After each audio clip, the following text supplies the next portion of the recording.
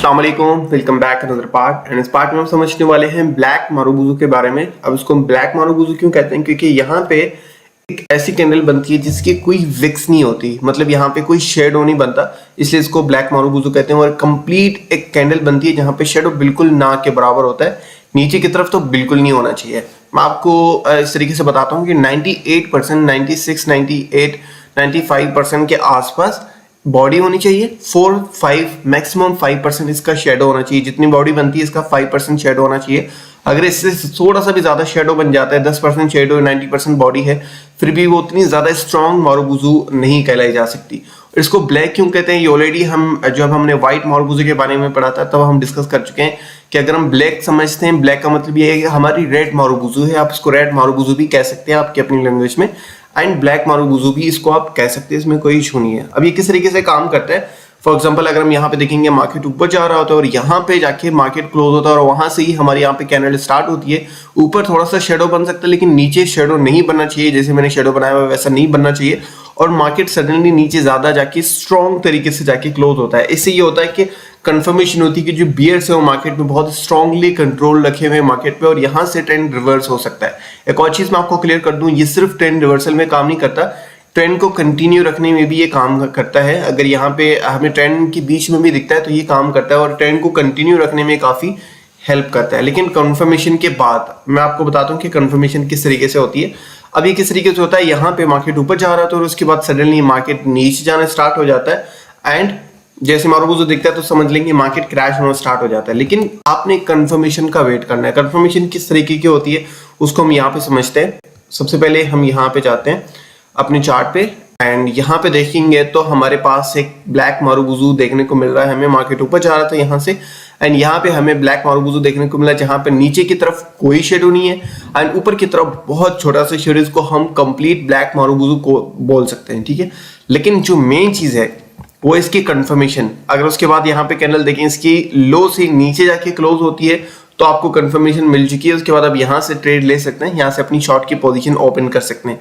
आपका जो stop loss है वो इसके हाई से ऊपर होगा। अगर उसके पीछे वाली कैंडल या पीछे जो यहाँ पे आपके चार्ट में अगर नजर आ रहा होता है यहाँ पे हाई, तो आपने उसके अकॉर्डिंग अपना लगाना होता है ताकि वो रेजिस्टेंस मेंटेन रहे और आपका स्टॉप लॉस हिट होने के बहुत ही कम चांसेस है। समटाइम क्या होता है कि मैं आपको बताता हूँ, फॉर एग्जांपल ये आपने ब्लैक मारुबुजू देखी है और उसके बाद आपने सोचा कि यार स्टॉप लॉस एग्जैक्टली इसके ऊपर रखते हैं, नहीं आपने विक, अब जो उसके पीछे आपने देखा है रेजिस्टेंस कहाँ पे, फॉर एग्जांपल इसकी विक यहाँ तक है, तो मार्केट बहुत वॉलेटाइल होता है ना। आप अगर किसी छोटे कॉइन में करें तो उसमें वॉल्यूम बहुत कम होता है, 3-5 मिलियन डॉलर्स होता है।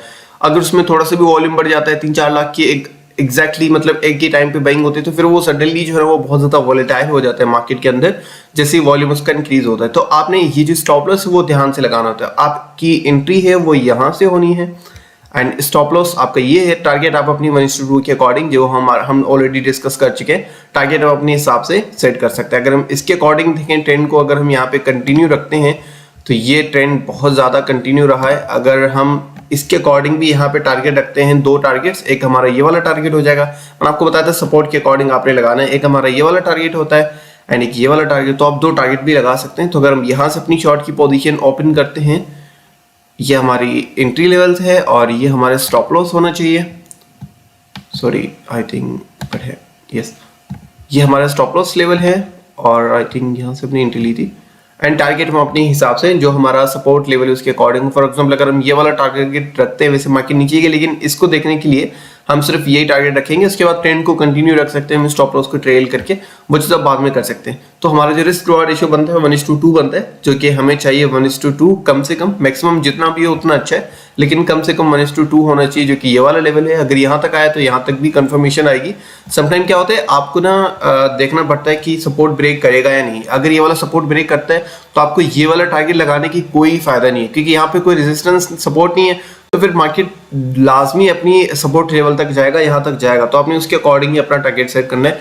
ऐसा नहीं कि आप डर जाए, आपका जो स्ट्रैटेजी है वो सही होनी चाहिए। आपका एक टारगेट आप रख सकते हैं यहाँ पे, जैसे वो हिट हो आपका जो स्टॉप लॉस है वो ये नहीं रहना चाहिए, फिर आप रिस्क से बाहर हो। आपका जैसे ही फर्स्ट टारगेट हिट होता है फिर आपको रिस्क में नहीं रहना चाहिए, फिर आपका स्टॉप लॉस एंट्री होना चाहिए। बेशक मार्केट कहीं भी चली जाए, आपकी एंट्री पे आए तो क्लोज हो जाए, क्योंकि आप उससे लो प्राइस में ले सकते हैं, आप यहाँ से ले सकते हैं। मार्केट ऊपर भी तो रेजिस्टेंस है ना, जरूरी तो नहीं है कि आपकी एंट्री लेवल ही रेजिस्टेंस हो। अगर वहां तक मार्केट गया है और आपने पोजीशन क्लोज कर दी तो ऊपर भी तो जा सकते हो, ऊपर आपको अगेन जो लो प्राइस पे आपको एंट्री मिल जाएगी, उसके बाद आप वो थोड़ा सा उसके ऊपर स्टॉप लॉस लगा सकते हो कि हाँ यार अगर ये वाला रेजिस्टेंस ब्रेक होता है तो फिर मुझे फायदा हो जाएगा। लेकिन उसमें कि आपका स्टॉप लॉस बहुत ही कम होगा, जहां पे आपको यहां से यहां तक $10 का लॉस हो रहा था और वो यहां से वहां तक आपको सिर्फ $2 से $3 का लॉस होता है स्टॉप लॉस सेट होने में। तो ये चीज आपने लाजमी करनी है। हर जो भी स्ट्रैटेजी हम सीखते हैं, हर जितने भी पैटर्न्स है उसमें आपको ये चीज अप्लाई करने को मिल जाएगी, आप कर सकते हो, उसमें कोई इश्यू नहीं है।